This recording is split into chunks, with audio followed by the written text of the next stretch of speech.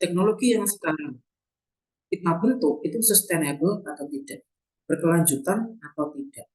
Kalau dulu beberapa puluh tahun yang lalu kita berbicara teknologi itu bisa diperbarui atau tidak, makanya ada istilah recycle,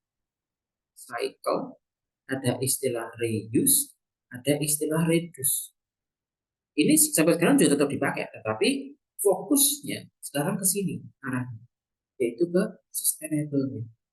Teknologi itu bisa berkelanjutan atau tidak, atau bahkan teknologi itu ada zaman sekarang malah nanti membuat masalah di masa depan, misal sampah. Nah, kayak zaman sekarang fashion yang kamu pakai itu jadi masalah karena orang zaman sekarang penduduknya banyak, orang zaman sekarang gampang gonta-ganti baju, baju yang sudah lama dibuang begitu saja, sehingga banyak sampah fashion.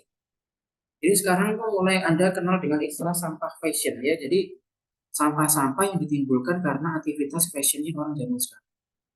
Orang zaman dulu sebenarnya kakek-kakek kita, bahkan orang tua kita sampai zaman sekarang pun mereka masih menganut prinsip sistem.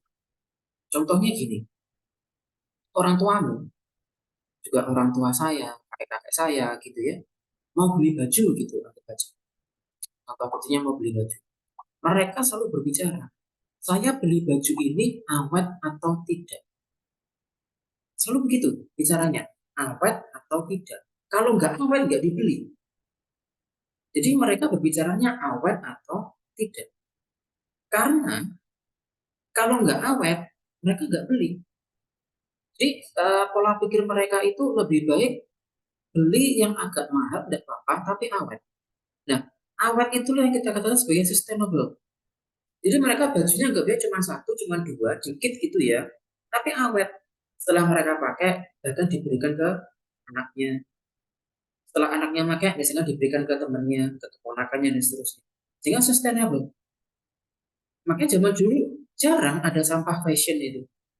Jadi baju itu kalau nggak benar-benar koyak gitu nggak dibuang. Dikasihkan ke temannya, kasihkan ke tetangganya, kasih ke keponakannya gitu ya. Nggak kayak zaman orang sekarang.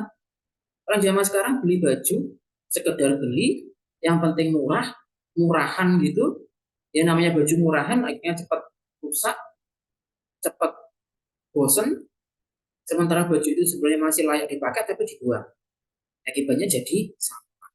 Nah, itu tidak sesuai dengan prinsip sustainability tadi. Nggak berkelanjutan.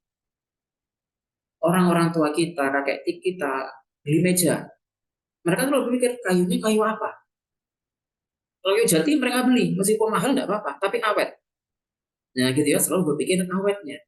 Orang zaman sekarang enggak. Beli meja dipakai 2 tahun, 3 tahun, selesai dibuang. Jadi sampah. Sampahnya menggunung, menumpuk di mana-mana. Dan enggak sustainable. Jadi teknologi-teknologi seperti ini, pola-pola pikir yang seperti ini, yang perlu kita pelajari. Jadi tugasnya adalah membentuk yang sustainable. Ramah lingkungan itu juga namanya sustainable. Yang pasti sustainable itu adalah berkelanjutan. Contoh paling gampang tadi ya, Anda misalnya beli jilbab, justru lebih baik Anda beli jilbab yang nggak baca harganya 90.000, 100.000 dan seterusnya. Tapi Anda pakai terus-menerus dan awet. Anda malas pakai pun Anda kasihkan ke keponakan, kamu kasihkan ke adik tingkatmu, itu masih bagus. Gitu ya. Beda kalau kamu beli jilbab cuma 15 ribuan, 13 ribuan, 30 ribuan. Ya benar, paling berapa bulan kepake udah rusak. Rusak nggak bisa diapa-apain. Jadi sampah dan tidak sustain. Jadi ada kekalahan kita dibanding dengan generasi sebelum kita. Mereka sudah paham banget sustainable. Mereka sudah paham banget tentang eco-friendly. Kita malah sekarang nggak eco-friendly. Kita sekarang gampang banget bikin sampah. Coba aja kamu lihat pola pola hidupnya kakek-kakek kamu. Jarang sekali mereka bikin sampah. Beda zaman orang zaman sekarang. Makanya orang zaman sekarang salah satu tantangannya adalah pengelolaan sampah. Kenapa orang zaman dulu tidak mengelola sampah? Ya apa yang dikelola sampahnya dikit. Orang zaman sekarang mengelola sampah karena orang zaman sekarang sampahnya banyak. Fashion aja dari sampah orang zaman sekarang. Makanan jadi sampah. makan nggak habis gitu. Sehingga jadi, nah ini yang kita sebut dengan inovasi teman-teman. Jadi eh, kita sekarang, Wahyu ada apa Wahyu? Kenapa Wahyu? Wahyu Nur Hidayat. Pak, pencet. Oh pencet ya wes. Sustainable itu ya teman-teman ya, kembali lagi. Jadi tugas kita adalah membentuk inovasi yang sustainable. Apapun inovasimu tidak apa-apa. Itu kan berhubungan sama kreativitas kalian masing. Nah, itu. Sustainable juga tadi sudah saya kenalkan dengan istilah eco friendly. Jangan sampai teknologi yang kita gunakan sekarang, teknologi yang kita bentuk sekarang itu justru memberikan keburukan di generasi itu.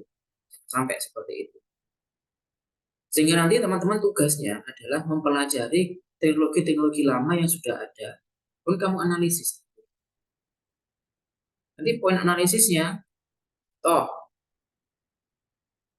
kegunaannya, kemudian eco-friendly-nya bagaimana, apakah dia ramah lingkungan atau tidak. Teknologi-teknologi lama ya, teknologi-teknologi yang sudah lama banget, tapi sampai sekarang masih dipakai. Jadi nanti kamu mengamati di rumahmu, di kosanmu itu apa? Teknologi-teknologi lama, tapi sampai hari ini masih dipakai dan dia memenuhi eco-friendly, dia juga memenuhi aspek manfaat. Gitu. Kemudian kalau eco-friendly, misalkan dia limbahnya nanti bagaimana? Contoh TV. TV itu enggak eco-friendly karena TV terbuat dari kaca dan plastik. Kalau dibuang, pemusnahannya lama. Ya emang kegunaannya TV ya untuk layar, jendela dunia, nonton berita, hiburan gitu ya, macam-macam fungsinya televisi. Yang dipertanyakan adalah ini, limbah. Ya Pak, Priwon? Sip, sip, sip.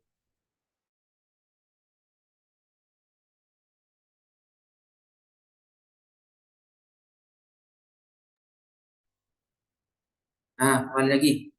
Jadi ini ya, nanti kalian temukan teknologi-teknologi apa. Teknologi itu teknologi yang sudah lawas banget, manual gak apa-apa. Tapi memang teknologi-teknologi lawas itu kebanyakan manual, nggak ada yang otomatis pakai listrik-listrik gitu. TV, rice cooker, magic jar itu udah pakai-pakai listrik ya. Jadi itu tuh teknologi-teknologi baru gitu. Jangan ambil contoh-contoh yang macam itu lah. Misalnya setrika gitu ya. Ketimbang lu pakai teknologi yang baru, teknologi setrika yang listrik, yang penting kamu pakai setrika jago gitu. Yang kamu analisis ya. Ya saya yakin beberapa rumah masih pakai tuh setrika jago. Kamu analisis eco-friendly-nya bagaimana? Kegunaannya seperti apa? Dan kalau dia rusak itu limbahnya dibuang ke mana? Misal setrika jago itu mana? Kalau rusak bisa diperbaiki, misal gitu ya. Si isok dilas, si isok ditambal, isok dipatri sehingga bisa dipakai sampai bobrok sebobrok-bobroknya baru dibuang. Ibaratnya gitu ya. Contoh lagi, nanti kamu ambil selain setrika listrik, udah saya pakai contoh di setrika listrik. Contoh lagi ini, teknologi lawas itu capil. Capil itu loh, topi bundar yang besar itu ya, lingkaran yang biasa dipakai para petani kalau ke sawah. Apa itu istilahnya di tempat kalau masing-masing mungkin beda ya. Capil itu teknologi. Eco-friendly-nya macam gimana, kegunaannya untuk apa, limbahnya apa. Dan yang pasti harus kalian sertakan gambar. Ya, gambarnya boleh ambil dari internet tapi ada citasi atau referensinya kamu ambil dari mana gambar itu. Nggak boleh asal comot asal kita ngaku-ngakuin punya orang tuh nggak. Kalau gambar harus berikan citasi. Syukur-syukur kamu sudah punya gambarnya sendiri dalam potret itu ya. Teknologi-teknologi lawas yang sampai detik ini nyatanya masih kita pakai. Itu jadi tugasmu nanti menganalisis seperti ini. Tujuannya adalah tentu harus ada setiap perkuliahan dan setiap penugasan itu harus ada tujuannya. Tujuannya teman-teman nanti kamu bandingkan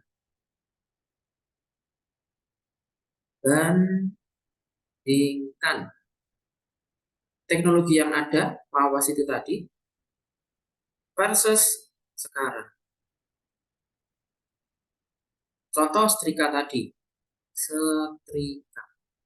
Ini setrika jago, ini setrika listrik. Kamu bandingkan poinnya. Misal poin yang pertama kepraktisan. Ini tidak praktis karena harus pakai aren bla bla bla. Setrika listrik lebih praktis karena gitu ya. Tapi berpandanganlah yang netral ya. Kalau emang lebih ya berikan lebihannya, kalau emang kekurangan kasih kekurangannya. Jangan fanatik ke salah satu. Jago ini punya kelebihan, punya kekurangan. Sama, setrika listrik juga punya kelebihan dan punya kekurangan. Jadi dua hal ini akan analisis. Ini dari sisi apa ini tadi, dianya sendiri, kebendaannya dia sendiri, kemudian ini dari sisi program. Itu kalau di teknologi akupunktur, nah Anda lebih paham lah. Teknologi akupunktur yang lawas itu macam mana, akupunktur yang sekarang macam mana, nah ya silakan idenya masing. Itu. Silakan jika ada pertanyaan tentang tugas kita hari ini. Ya, jangan teori aja ya, ini kalau teori aja ngantuk. Silakan jika ada pertanyaan, boleh raise hand, boleh ketik di kolom chat.